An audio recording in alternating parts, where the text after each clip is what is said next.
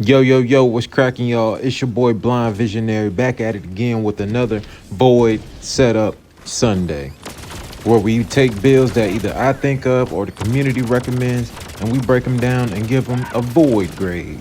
If you enjoy dope builds, weapon breakdowns, and honest hot takes, go ahead and join the Void family by crushing that subscribe button for me and become a Void Walker. Welcome to the channel.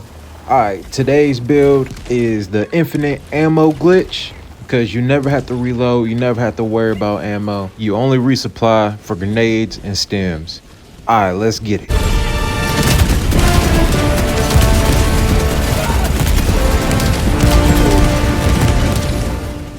This build was recommended to me by someone in my comments. Let's pull it up here. Our fellow diver, I am Uevu. I think that's how you say it. So shout out to you for the build recommendation. By the way, guys, I do reply to all comments, so any engagement is much appreciated. Even if it's 3 in the morning, I wake up often, I get to your comment. Let's hop into the build. For our primary, we're going with the double-edged sickle, aka the dickle. It got 55 damage, light, medium, and heavy penetration, and it's a heat weapon. The recommendation said to throw on the 4x combat scope, so that's what we got to pop them heads. So cool thing about this weapon, if you hold down the trigger, the longer you hold it down, the higher the penetration goes. Only downside is it'll start burning you after a while. Once it hits like medium penetration, it starts heating up on your ass. Our secondary is going to be the ultimatum. That's for our anti-tank. It does 3,000 damage. And that's pretty much all I can say about it. Downsides, it only comes with 2 rockets, and the explosion is super big. So be careful. Don't shoot too close. Our throwable is going to be the thermite. It does 2,000 damage over time, and it's a sticky. So you can stick it straight to your enemies and let the thermite do the work. So for our armor set, we're going with the CE 101 Gorilla, which gives you 2 extra throwables and 30% recoil reduction when prone or kneeling. For our stratagems, we're going with the laser cannon, the anti-tank emplacement. We got the rocket sentry, and we also have the shield generating backpack to keep us safe.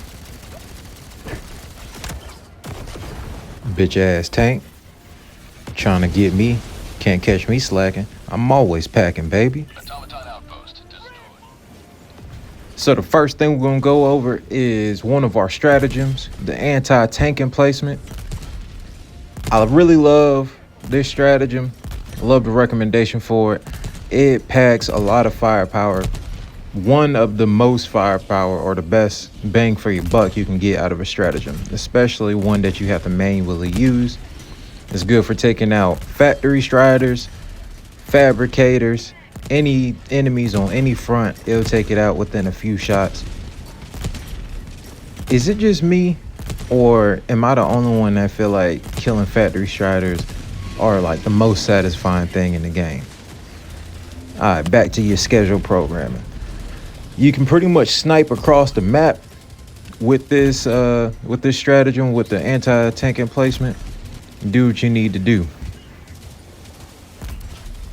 Only downside, it is a stationary weapon, and you get around probably like 20 rounds. I haven't counted, but if I had to guess, it feels like 20. And when you're out, they'll just kick you out and then disappear like that. Next thing we're gonna go over is our primary weapon, the double-edged sickle, or better known as the dickle. So the dickle is actually my favorite energy weapon, mainly because of the accuracy and the ability to continue firing for a very long time. With the 4x scope, you can pretty much snipe with this thing. You can beam enemies from across the way, like you see on the screen. I'm about to take out this little bunker tower. They over here shooting at me. But The downsides of this weapon is definitely the heating feature that it does when you hold down the trigger for too long. It can catch you on fire. So if you're shooting for more than like 10 to 15 seconds at one time without giving it a break, it will set you on fire.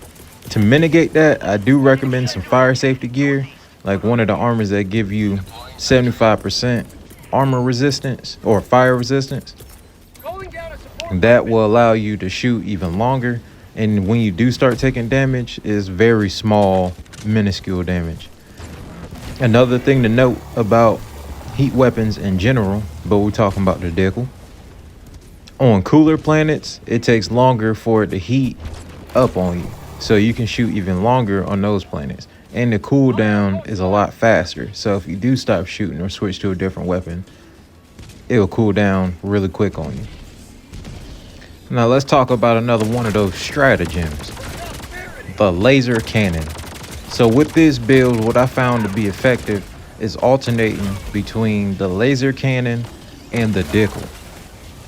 The laser cannon is also a heat weapon, so it does have the heat up feature. It can set enemies on fire, and you have to just watch it cool down. You don't really have to reload too much like that. Just make sure you're watching the heat up meter. Same thing with the Deckle. On cooler planets, it does better than on regular or hot planets. That's another thing. If you're on a hot planet, it will heat up even faster on you. One thing to note though about the laser cannon over the Deckle is the laser cannon won't set you on fire when it overheats. You just have to throw some ice on that bitch. Downside to the laser cannon, one, I feel like it takes a really long time to take out the tanks and stuff. And two, you can't destroy fabricators with it like you can the quasar cannon. So I found that to be kind of lame. Other than that, I really enjoyed it. It's like having a second primary on you, because it takes out a lot of the smaller enemies and the bigger enemies. You just have to stay on target with them. Now let's go over the Gorilla armor set. One, it looks really cool. Feel like a straight up tank out there, straight badass. You get 2 passives with this armor set. You get the 30% recoil reduction when kneeling or prone, which that comes in handy when you're holding down a position. You just slide a knee or hop in prone and you can take enemies out, especially with the 4x scope. You can snipe them hoes. But the better passive is the having 2 extra throwables. And since we're running thermite, you're basically going to be a fabricating or tank deleting machine out here. Right here I take out 3 fabricators, which normally I'd have no more thermites left, but I still have 1. I think I used 1 earlier, but traditionally I have 2 left over. So those passives with this armor makes it a S tier, especially going against the bots or even the Illuminants, you know what I'm saying? Any faction really, having more throwables is always a good thing.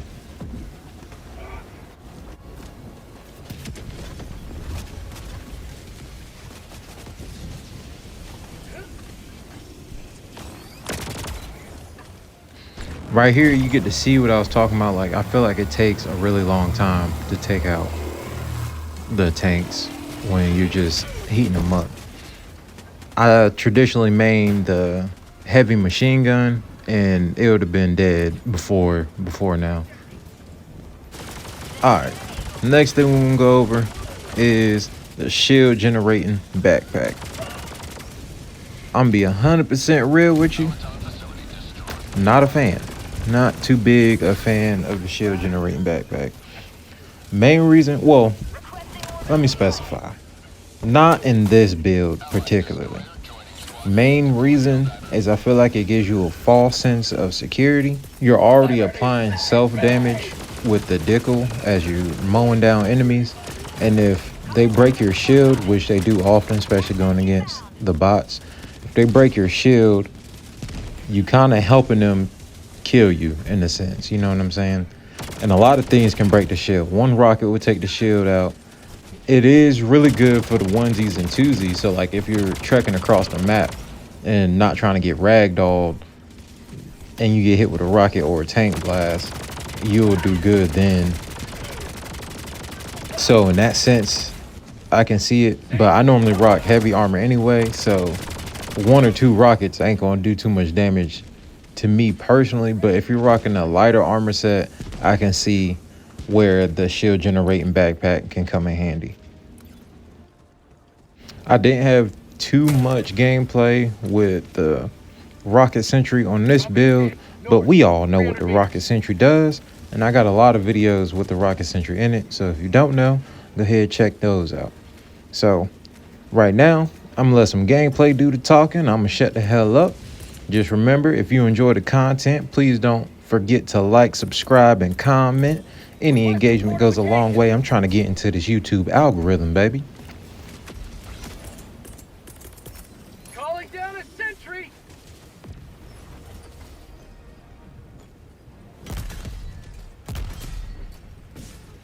Reinforcing.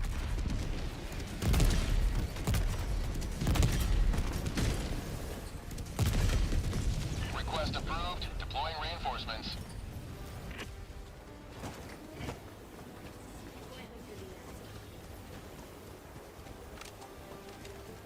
Dropships. Found something.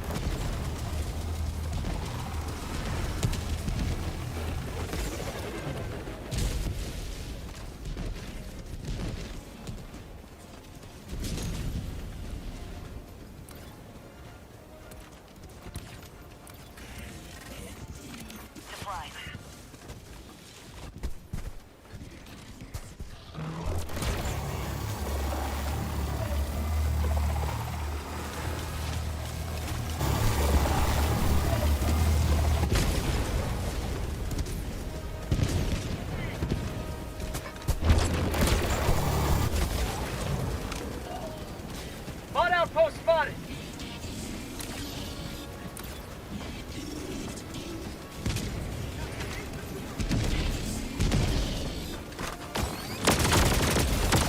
Prosperity.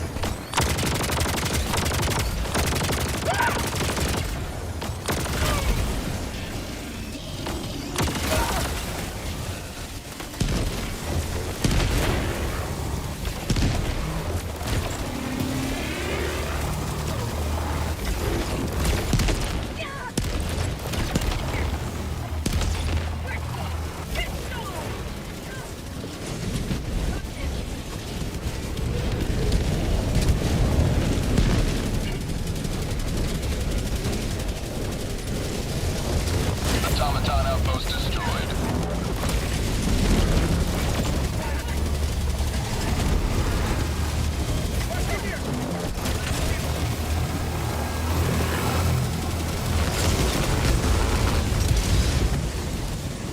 I'm back, baby. All right, now it's time to go over the void grade.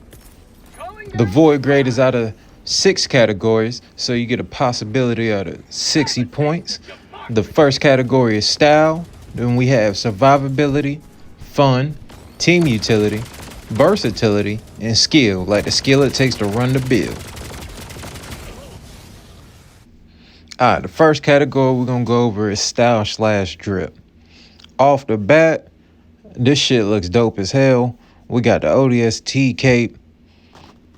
I love the armor set on it. Love the grenades being in the front. It also comes with a hood. We need more hooded armor sets. And I love the urban looking woodland style of the armor set. So for style, we're gonna give that one a 10. Our next category is gonna be survivability. So off rip, what adds to our survivability is the shield generating backpack. I know I ripped on it a little bit earlier, but it does add a level of survivability. Objective Only thing that takes away from it a little bit is going to be the heat from our dickle. So we'll give the survivability a 8. We can give it an 8. So for our next category, we have fun.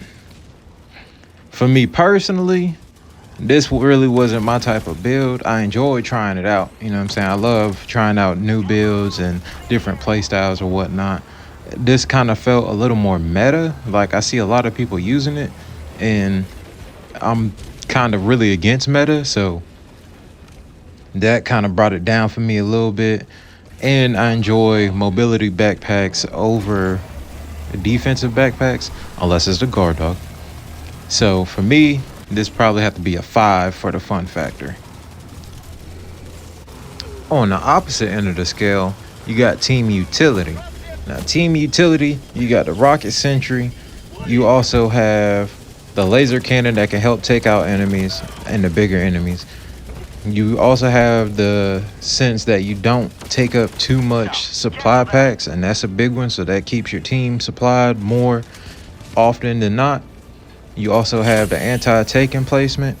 So for the team utility, I have to give this a 10. Our next category is versatility. So for this build, I say it's fairly versatile. You do have the laser cannon, which takes out a lot. You don't have to reload too much. But overall, I feel like it's really only one play style, which is run and gun with it. You don't have too much mobility, but you do have a lot of grenades. So the grenades kind of make up a little bit for the lack of mobility. I know that is a super weird sentence, but having more grenades, having more firepower is always a plus. Then you have your laser and your rocket launcher cannon sidearm. So for versatility, I give it probably a 7. So for our final category, we have skill, as in the skill it takes to run the build. It doesn't demand too much skill. I feel like it's a pretty safe class. So I have to give it a 3 for skill, because it's pretty easy to pick up, easy to use. All right, so after we do that math, that gives us a 43 over 60. We break that down, that's a 71.6. So our void grade is going to be a high D at 71.6. To make the build a little bit better, I'll probably trade out the engineer armor set for some fire safety gear, just so I can maintain fire a little longer. And also would trade the laser cannon for the quasar cannon. Other than that, it's a pretty solid build. Appreciate you guys chilling with me for another Void Setup Sunday. Make sure you come again next Sunday. I got another build. This build I'm kind of excited for. And remember, if you enjoy the content, please don't forget to like, subscribe, and comment. It's your boy Blindvisionary. I drop weekly. We got builds coming. We got weapon breakdowns coming. Also have war journals where I do some role play, and I have some gameplay with no commentary on it. Well, it's your boy Blindvisionary. Peace.